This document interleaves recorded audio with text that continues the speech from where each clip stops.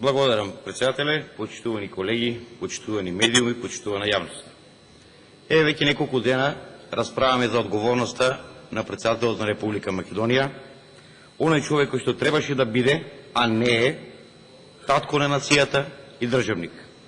Дозволи да испадне играчка, кукла и марионета во рацете на раководството на владеачката ВМРО ДПМНЕ. Зошто го велам ова? Ќе потсетам јавноста, кога во својот прв мандат ја доби председателската кандидатура од независни професори, актери, лекари и така натаму, го избра за председател и веднаш по неговиот избор, 2 дена потоа му направи анкета во која што му кажаа дека има 2% рейтинг, чисто колку да не се залетува и да му кажат кој е заслужен за неговото председателско место. Во првиот мандат не му дадува многу да зборува, читаше соопштенија напишани во Центарот за комуникација на ВМРО ДПМНЕ и ќе остане запаметен по оној црн понеделник 24 декември 2012 година, кога неколку дена го бараа под дрв и под камен да се изјасни по повод таа политичка криза тогашна, и кога конечно се јави, неговата изјава беше упатена за мислите кон опозицијата и гласеше: епа, ви реков дека ова ќе ви се случи, и влезе во легендите. И сега, од кога овај господин председател Ѓорѓе Иванов ја аболицираше целата врхушка на ВМРО ДПМНЕ, сега господин Иванов го представувате како државник од светски маштаб. А во меѓувреме направивте играчка од него. Ќе ја потсетам јавноста, тој успеа во рок од 1 месец да даде 3 историски пресконференции. Првата, аболицираше 56 политичари за криминал и рече дека тоа било добро за државата. Втората пресконференција деаболицира дел од овие аболицираните и рече дека тоа било добро за државата. И третата пресконференција ги деаболицира сите и рече дека пак тоа било добро за државата. И ајде сега оди па најди му го крајот. Но да остане доследен на неговата голема желба за аболицирање, во овој последен акт успеа да аболицира и една докторка што ординирала по Кавадарци, која немала диплома, меѓутоа еве тој најде за сходно да аболицира, веројатно бидејќи докторите се иселуваат во странство, па немаме повеќе доктори и веројатно и оваа докторка ќе се најде овде, бидејќи нели и тоа е добро за државата. Вчера слушавме тука многу за ликот и делото на председателот Ѓорѓе Иванов. Ни кажуваа дека тој бил патриот, не сомневам во тоа, дека ја решил успешно мигрантската криза. Господо од ВМРО ДПМНЕ, мигрантската криза за сега во моментот на глобално ниво ја реши договорот меѓу Европската унија и Турција, со кој што на Турција ќе се овозможи приближување до Европска унија, безвизен режим и големи милиарди евра за да ја сопре поморската рута од Турција до Грција. И толку околу глобално ниво. На наше микрониво, мигрантската криза на своји плеќи ја преземаа нашите војници и полицајци и за тоа го имаат мојот и на опозицијата поклон до земја.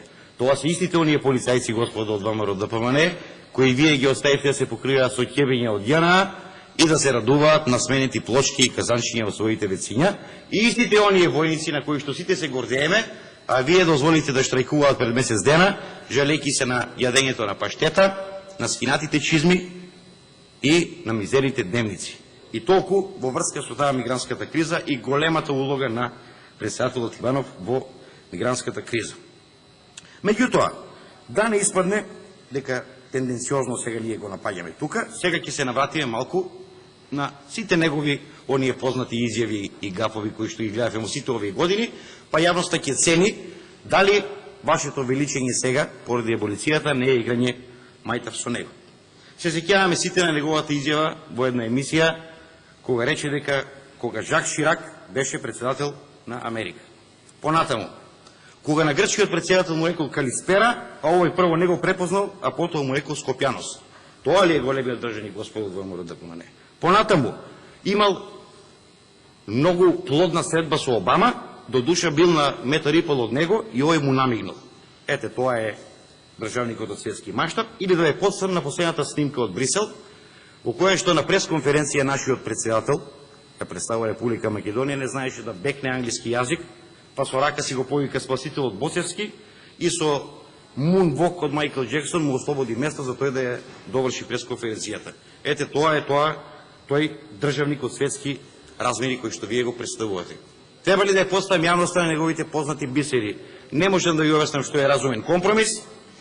Македонија е космодиск демократија, не функционира. Кој нема да гласа за ВМРО ДПМН ќе има клетва до седмо колено, нема ништо поуспешно од успехот и така натаму. Ете, тоа е тој ваш државник, господо од ВМРО ДПМН, кој сега вие од петни жили овде го браните. И сега за момент, ќе се извивам бидејќи не сум правник, сакам да апелирам до вас. Ајде да не спориме дали било уставно или неуставно тоа што го направил, дали било законски или незаконски, подржете го импичмент, па Уставниот суд, каков е, нека каже дали председателот Ѓорѓе Иванов треба и понатаму да ја врши својата функција. Но, тоа нема да се случи, бидејќи вие сте решени уште овде, да му ја спасите кожата и главата на председателот Иванов. Почитувани граѓани, сакам сега малку да направиме на хронологија, да ги видите сите оние перфидни игри и двојни аршини кои што ги води ВМРО ДПМН. Внимавајте вака. Председател е Бранко Црвенковски, ВМРО ДПМН донесува закон со кој што му забранува да аболицира. Доаѓа Ѓорѓе Иванов, ВМРО ДПМН со бомбите е разобличена, фатена е во криминал, сега ќе треба аболиција и како тоа да се изведе. Внимајте сега. Се наоѓа еден адвокат, овој господин, тој иначе од Охрид, туку што положил правосуден испит, ама не му давало мир сознанието дека председателот не може да аболицира и прва работа која што направил е упатил барање до Уставниот суд да му се дозволи на председателот да помилува. Инаку ВМРО ДПМН нема никаква врска со овој господин од Охрид и покрај тоа што тој работи во адвокатска канцеларија која што здушно ги брани Милија Накиевски, Гордана Јанкуловска и така натаму во сите оние процеси пред судот. И сега одиме понатаму. Иницијативата доаѓа во Уставен суд, пред Уставен суд е Стефчо со своите громовници го брани, Уставниот суд релаксиран, донесува одлука и вели председателот Ѓорѓе Иванов може да аболицира. И после тоа следува една спектакуларна изјава на председателот Иванов и вели мирно да спиете, на крај памет не ми паѓа да аболицирам криминалци, педофили, насилници, силежи, наркодилери и изборни фалсификатори. Се сеќаваме добро на таа изјава и таман мирно заспавме на 12 април 56 аболиции. Шок. ВМРО ДПМН се разбира највеќе шокирана, тие не оправдувале таа постапка, меѓутоа, ја подржувале, бидејќи, замислите, Ѓорѓе Иванов никого не консултирал. Го нема овде веќе неколку дена дискутираме, да ни објасни како дозна кој е обвинет, како дозна кого да аболицира, како дозна колку пати треба да аболицира некого, бидејќи, нели, снимките беа сечени, лепени и монтирани, а истрагата, колку што знаеме, би требало да биде тајна. За жал, се уште го нема овде појавено, да ни објасни на кој начин успеа да дознае кого се треба да аболицира.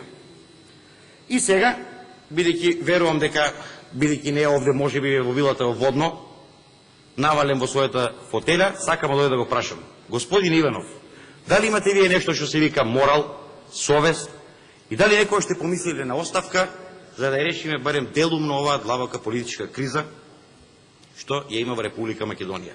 Мислевте дека ќе ја решите со помилување на 56 политичари за изборни измами, за провизии, за ендеци, за човечиња, за сотрување и така натаму. Како можеш мирно да спиеш кога имаш човек кој се вика Коста Крпач, а ти го аболицира, а не разбравме ни зошто, ни како, дури испаде ка човекот не е ниту обвинет и се самоуби човекот, или се самоуби од засуда, се едно, ќе дознаеме веројатно во некој идно време, а ти мирно да спиеш. Човек во затвор ти лежи за 100 кебапи и кние 1 година затоа што немал да јаде. Политичари, бизнисмени, новинари, лекари, земјоделци, студенти и сите до еден, замислите, критичари на оваа власт, лежат во затвор, жени абортира во притвор и него мува, него ласи. Истиот аршин не важи кога јуришниците и партиските војници на ВМРО ДПМН ќе направат деля, за нив законот не важи. Ќе ве посетам чисто на една случка.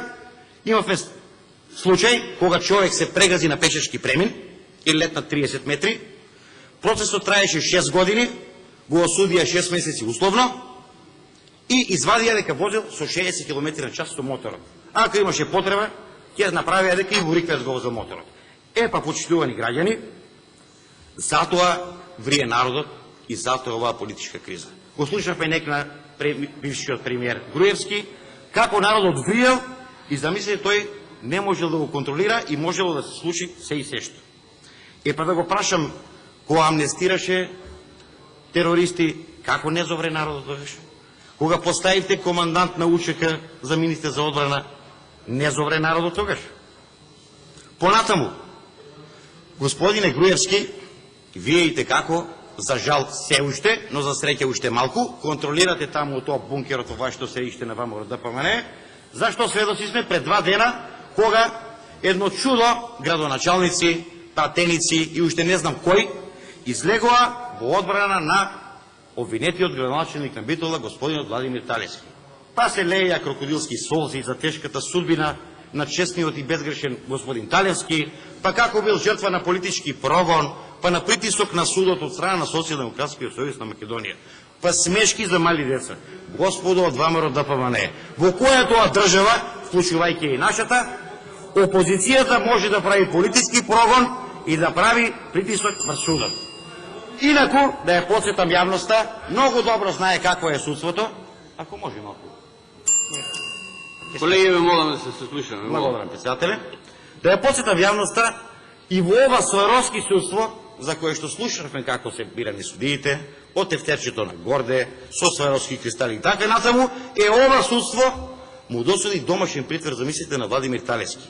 И тука не е проблемот политичкиот прогон и притисокот. Проблемот е, господо ВМРО ДПМН, дека доказите и криминалите на господинот дотичен биле до небо, па дури и такво судство не може да замижи и тоа да го пренебрегне. Понатаму, рековте дека му вриело на народот, и еве сега ќе ви кажам, може и за ова му врие.